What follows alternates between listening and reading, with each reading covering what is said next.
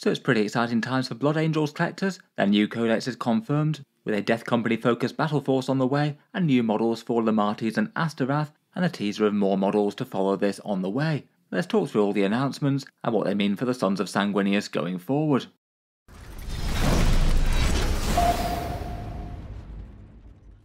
Hello and welcome back to Warspets Tactics, where it's exciting news for Blood Angels players. Another really big reveal post on the Monday, showcasing the next Warhammer 40k codex to follow Agents of the Imperium. The delivery for the big codex reveals is a really interesting one.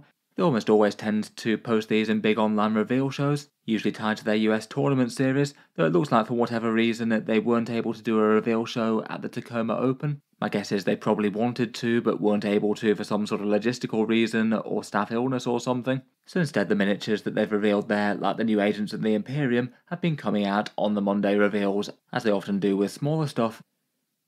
In any case, it's certainly a big one for the Blood Angels today. They're confirmed to be the next codex after Agents of the Imperium, and they're going to be launching in what they're calling the Blood Angels army set, though it's very much Blood Angels of a given theme. It seems to be a Death Company army set, though I guess in reality there's nothing to stop you fielding the vast majority of this box set in red power armor rather than black. The reveal video for this leaked slightly early. It was an unlisted video on YouTube, which I don't know how people got the link to it, but presumably Games Workshop shared it carelessly a little bit early. It looked pretty clearly planned to be coming out today though. I don't think that this is a rush job on the announcement. I feel like it was intended to come out on this Monday reveal. Games Workshop publishing the full army set and a whole bunch of interesting details as to the miniatures and codex release going forward. In any case, I think there's some pretty cool stuff. In the box set you get new Lemartes, new Astorath the Grim, 10 Jump Intercessors and 10 Assault Intercessors, with 4 sets of the Blood Angels upgrade sprue, which is now apparently going to be the way that you field Death Company, which I guess is one way to get Primaris Death Company, though I must admit it definitely has its downsides. On top of that there's a Brutalis Dreadnought, again can be fielded as a Death Company Dreadnought, the new Codex Supplement Blood Angels, and also some data cards for the Blood Angels datasheets as well. At time of recording, Games Workshop haven't confirmed any release date for all this, though given their normal release and teaser patterns, it will likely be sometime within the next 2 months or so, and after Codex Imperial Agents, as that one was revealed first. This looks like it's following the release pattern of things like the Dark Angels Deathwing box set and the Kroot Hunting Pack one, which means that there'll be a gap between this and the full release of the models individually. So on one launch weekend we'll likely get just literally this box set, and then it could be anywhere between, let's say, 1 month and 2 months or so, and then they'll come out with everything individually, and they've dropped some pretty heavy hints that there's going to be more Blood Angels miniatures to come, as we'll focus on later. Given Games Workshop seems to be hitting us with all the big fun 40k boxes at once, I've decided to expand on the channel's September giveaway to also offer the Blood Angels box set as an option as well, and also increase the number of winners from 6 to 8. That will be announced at the start of September for 8 winners to get their choice of Inquisitorial box set or this big new Blood Angels one. I'll talk a bit more about how to enter for that if you'd like to at the end of the video. Let's jump into the Blood Angels goodness though, and we'll start out with the new miniatures. Kind of cool to see that they've done both of the Death Company sort of flavoured Chaplains. I was wondering whether or not they might get lazy and just redo one of them and Legends the other, but nice to see both of them getting updated. First up we have Chaplain Lemartes, the Skullmask Death Company Chaplain who's fallen to the Black Rage, but is better able to control his wrath towards the enemies of the Imperium than most of his brothers through sheer force of his own will. As a result, he can harness his curse more effectively than most and lead the rest of his Death Company charges into battle in glorious actions to destroy the enemies of the Emperor, and he's certainly been doing that on the tabletop recently. He's one of the strongest characters in one of the strongest factions in the game right now, making Death Company into a next level threat, better able to destroy tough stuff on the charge, and also gives them -1 damage, so it's significantly harder to take out in return. The new miniature has changed up the style on the old one a fair bit. Previously we had this one as perhaps a slightly unusually tall miniature, as he was standing on top of a fairly tall tactical rock, dishing out some vengeance with his bolt pistol. The new one is a rare case of Games Workshop dispensing with the whole tactical rock thing and placing his feet firmly on the ground, which I think is actually not the worst choice in the world. Maybe just gives him a little bit more of a sense of practicality and getting down to the serious business of fighting. Otherwise he's acquired what looks like a bit of an Iron Halo type thing on his jump pack.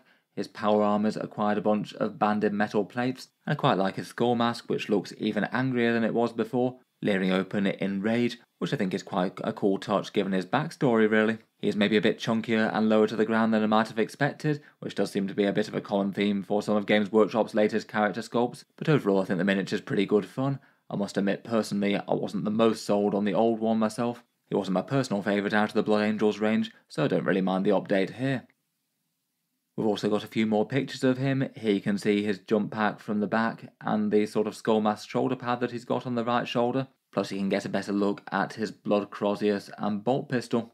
Not sure if the sort of scully shoulder pad is perhaps a little bit OTT. To be fair, I guess you could paint it in sort of metallic colours or something else if you wanted to make it look a bit more stylised, as opposed to going for the entire thing in bone colour.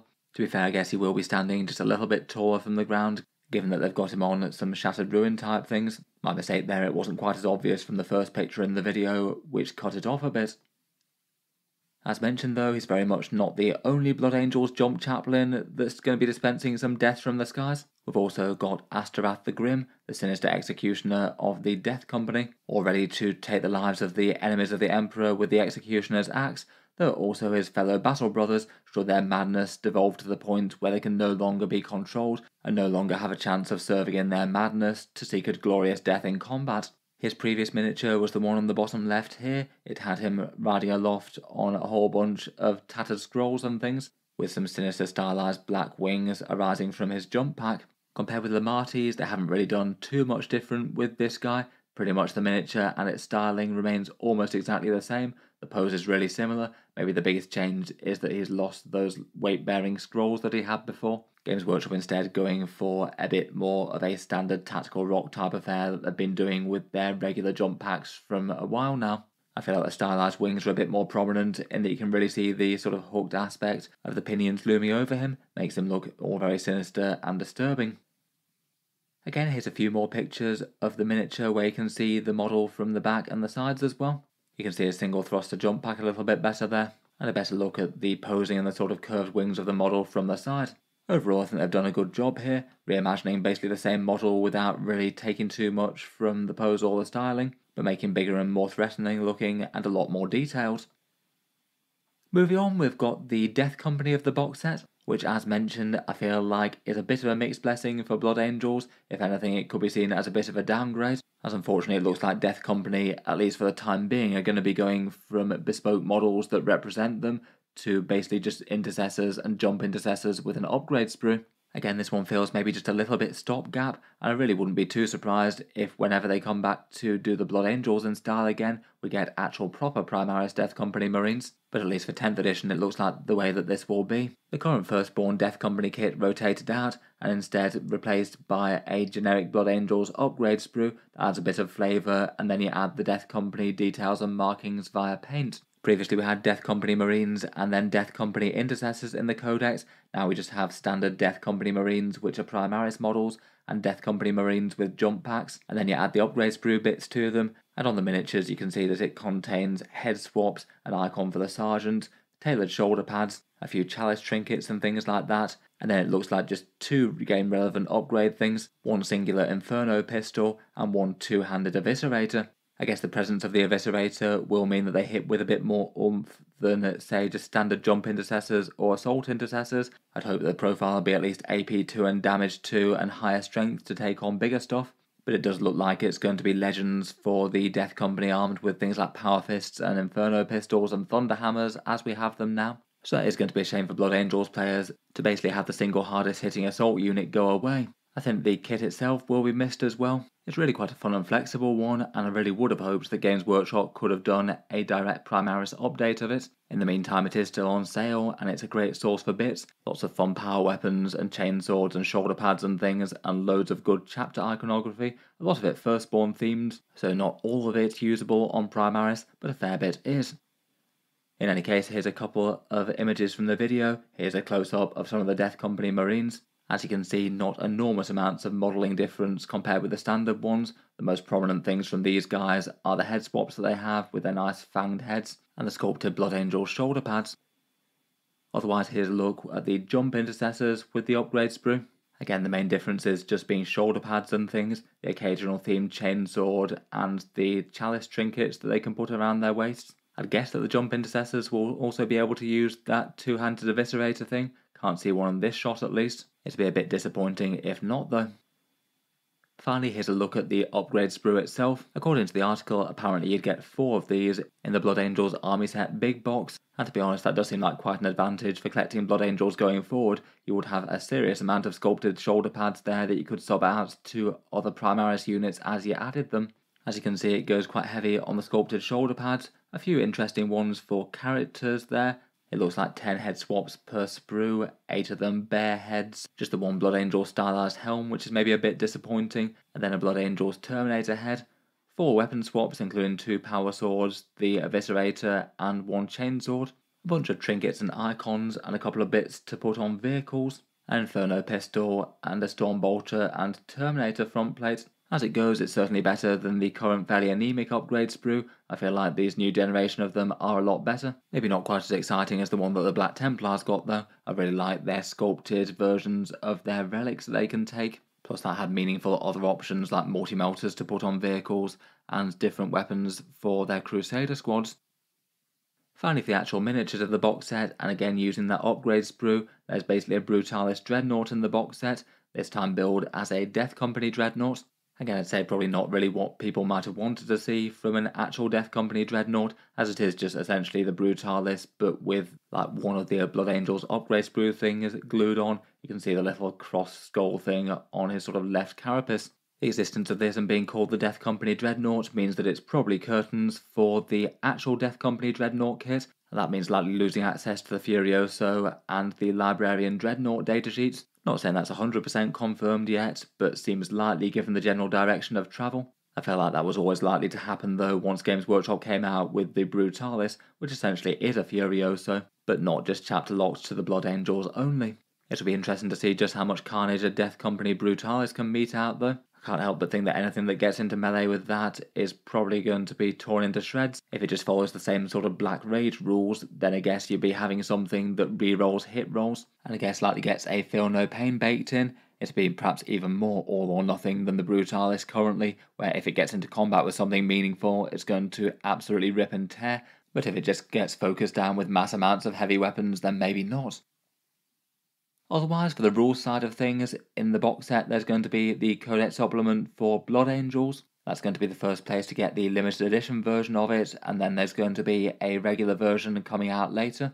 And there'll also be the Blood Angels datasheet cards in the box set as well, a few of which they've previewed here. They're a little bit too small to read the details, though we've got a better shot of the Dante one in a second. Coming out in a launch box set like this does mean that they get a bunch of new models, but it also means that the Blood Angels launch will be more drawn out than most. This one's almost certainly going to follow the same sort of pattern as the Dark Angels and the Kroot box sets. So first up we get this big box set and people can get their hands on the rules and paint up the new models from that box set specifically. And then there's going to be a big lag until the actual main codex launch, in which time Games Workshop isn't going to update the points, so the codex will be sort of soft released but not actually hitting the competitive scene, or not really having official points values even for more casual games yet, which I must admit is a bit of an annoying time window.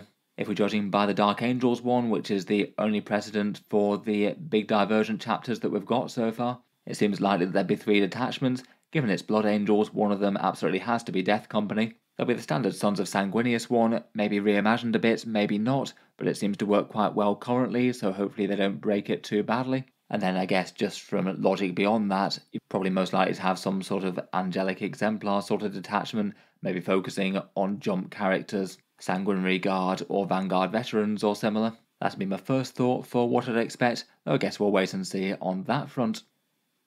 Here's the actual main release book cover for the Blood Angels as well. Not new cover art, but the fairly standard reimagining of the old one with the chapter symbol in the background, though I must admit I think it does look like quite a stylish book.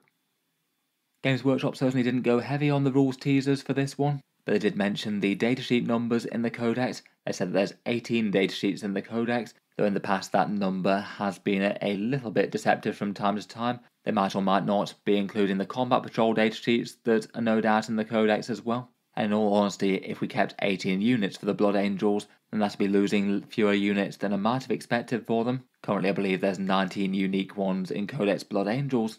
As I mentioned next, it does sound like there's more going to be coming for the Blood Angels, so maybe there'll be all sorts of updates and other datasheets to replace what's come before, but I just feel like there's a massive amount of units that could be at risk of range rotation or being scrapped. I'd be amazed if Captain Tycho survives this one. He's been a datasheet that's been lore dead for a ridiculous amount of time, and also hasn't had a model on sale for some time as well now. I suspect that Games Workshop wouldn't update his miniature as a result of him being dead in the lore, but I suppose you never know. Brother Corbulo, I'm not sure whether he'll get an updated sculpt or not. He's a Blood Angel Sanguinary High Priest. Feels like he wouldn't be quite as high priority as some of the rest to get an updated sculpt, though they might choose to. As mentioned, I feel like the Furioso and Librarian Dreadnought are likely to be going away, due to us seeing that the way to field the Death Company Dreadnought will basically be the Brutalis with a different paint job. The Battle Predator, I'm genuinely unsure. This is another chance for Games Workshop to legend some Firstborn if they want to, though I guess if Games Workshop wanted to go down the route of updating the range, maybe they could make a Flamestorm turret for the Gladiator.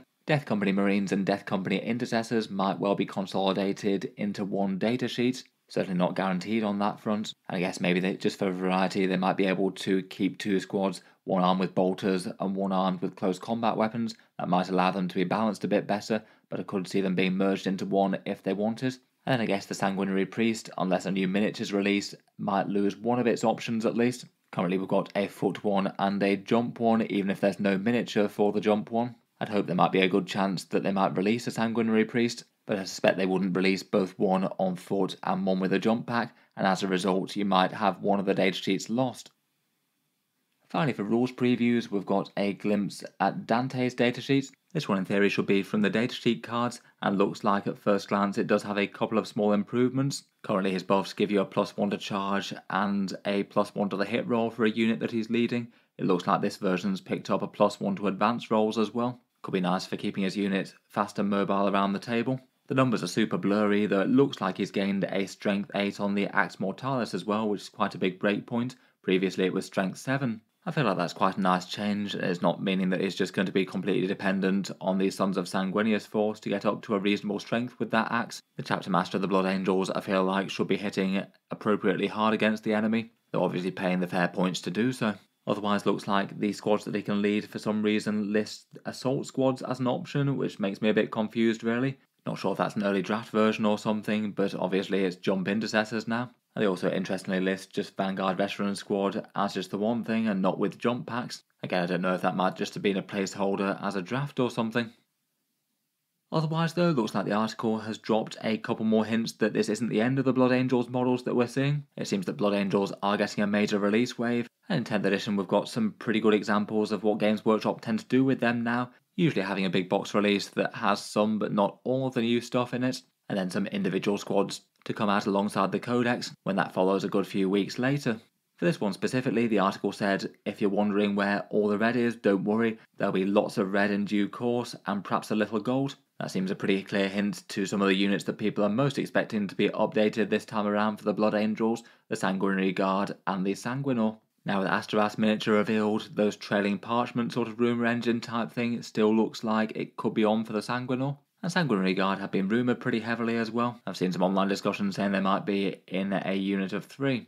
I don't know what they're talking about with a lot of red units though, so that implies some more rank and file Blood Angels. I guess maybe they could do things like a Flamestorm upgrade for the Gladiator, though I might have expected that to be on the upgrade sprue if anything, so perhaps that's a bit less likely. A Sanguinary Priest would be really cool though, or perhaps some new unit, kind of similar to the surprise that we got with Dark Angels Inner Circle Companions. It'd be pretty cool to see Games Workshop exercise a little bit of creativity as well as resculpts. One release that's almost certainly on the cards will be a new Combat Patrol, which might be a bit of a downside for Blood Angels really. I know that the current one that they have isn't really much of a Blood Angels box set, and is just a more generic Primaris starter kind of box set, but I'd say it is perhaps one of the best Primaris starter box sets. So it could be a bit of a loss to Space Marines overall, particularly as it's a better deal than most of them out there. Fingers crossed if they do a Blood Angels one, they might at least put some unique units in it I guess, but my hopes aren't super high for 10th edition Combat Patrols, the vast majority of them have been downgrades. In any case, exciting stuff for the Blood Angels there. Let me know what you make of new Lemartes, new Astorath, and Games Workshop teasing golden reinforcements on the way. And would you be tempted to pick up the new Lemartes and Death Company box yourself? Look forward to hearing all your thoughts down in the comments. As mentioned earlier, I'll just cycle back to the channel September giveaway, now expanded in choice and winners, in reaction to Games Workshop hitting us with yet more new stuff. As mentioned, this will work like the normal giveaways, now with 8 winners rather than 6, and each one of those winners will get to choose either one of the various Inquisitorial box sets, or this new Blood Angels Army Set launch box. As ever with the channel giveaways, there's 2 equal ways to enter, both of them links down in the video description. Either you can support the channel on Patreon for any amount, it is the main thing that allows me to keep on doing my Warhammer 40k videos just about every day, and that gets you automatic entry into the channel's prize giveaways each and every month. Otherwise, you can support the channel on social media to enter, and that's completely free. To do that, you do all of these 3 actions: subscribe to the YouTube channel and like the Facebook page, and then to actually enter the draw on Facebook, a giveaway post will appear on the 1st of September. Appearing at midnight UK time and active for a bit over 24 hours for everyone to get their entries in. And to enter, just respond to that post with a photo of any 40k mini or imagery, along with your name and the date handwritten within the same photo to deter the bots and spammers and make sure that the prizes go to real people. Then after 24 hours of that being up, I lock the post and do the giveaway draw, picking out the winners with a random number generator. All the entries via social media and Patreon, all entered equally with 1 entry per person max. I'll then announce the 8 winners on the channel update video posted on the 4th of September. Miniatures to be posted out after I've received my orders of them, and that might depend a little bit as to when these releases come. In any case, check out the Facebook or the Patreon, both links down in the video description. There'll be further similar giveaways to this each and every month on the channel, and at time of recording there's still a chance to enter the Night Household giveaway. That one's got all the same rules, but replace September for August, and that's for 3 folks to get a custom Night Household of any 3 big plastic knights. In any case, exciting times for the Blood Angels. Let me know your thoughts on the reveal down in the comments. What do you make of the new Lemartes, new Astorath, and the rest? If you've enjoyed the video, then feel free to subscribe to Auspex Tactics. I'll certainly keep the regular 40k news and reveal videos coming whenever Games Workshop gives us updates. Finally, if you have been enjoying all the videos on the channel's Patreon page is what allows me to keep them coming, as well as giveaway entries. There are a few other things that you get for that. Seeing certain videos early, regular votes to see what sort of things come next on the channel, automatic entry into those giveaways, and a few other things like names in the credits and Discord roles. If any of that sounds good to you, or you'd just like to help support, the link is down in the video description. Feel free to check it out if you'd like, but in any case, a massive thank you for listening, and I'll hope to see you guys next time.